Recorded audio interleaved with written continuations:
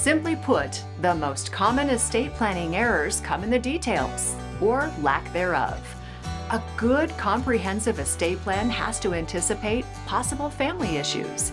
Ensure that minor children are taken care of per your wishes. Include the information necessary to locate, access, and retrieve all assets, whether electronic or on paper, and it needs to be kept up to date every few years or when major changes occur. Keep Law has procedures in place to make sure all of the details are covered.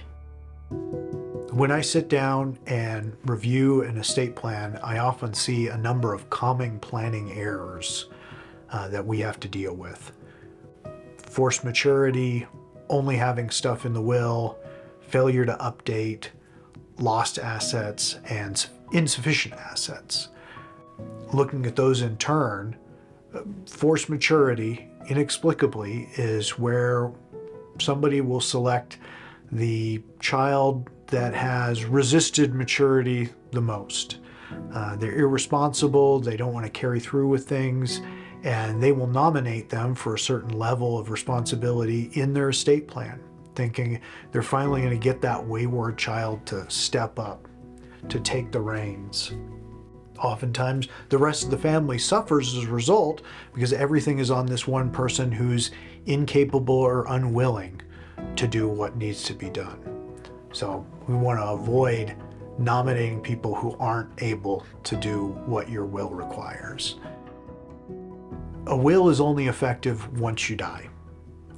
But if you're simply incapacitated, that will has no power. And the most acute situation when this is a problem is guardianship, taking care of your kids. So we want to have those rules as far as who's going to take care of the kids and how separately.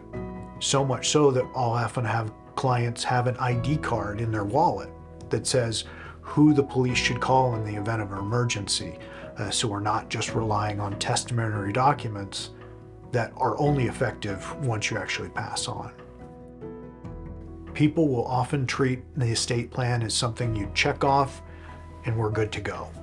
But family situations change, property gets bought and sold, laws change. So if you have a major change in your life or just every 3 to 5 years, you should look at your plan and make sure it's still effective. You don't want to be the person who realizes that you haven't done anything with your plan in 2 decades and now you're going to try and make that work. We live in a day and age with automatic payments, electronic statements. You want to make sure that your family isn't trying to hack electronic accounts or combing through paper filing systems that they don't understand to try and find out where your insurance policies are, where your bank accounts are, where the assets are.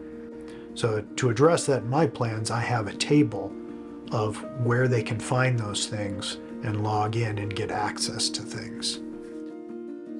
I will see in a lot of plans where people will allocate things based on the value of their estate as is.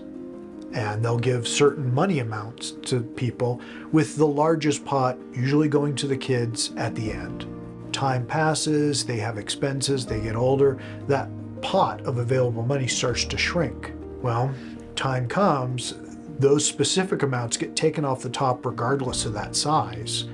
So when we get there, that pot left for the kids, which was supposed to be the largest part of it, is actually a very small amount. So I will address that by making things percentages so that those gifts grow and shrink based on the size of your estate. So we still leave the kids or whoever you intended the bulk of the estate to go to. Those are the general problems that I see with a lot of estate plans not done by people who specialize in estate planning.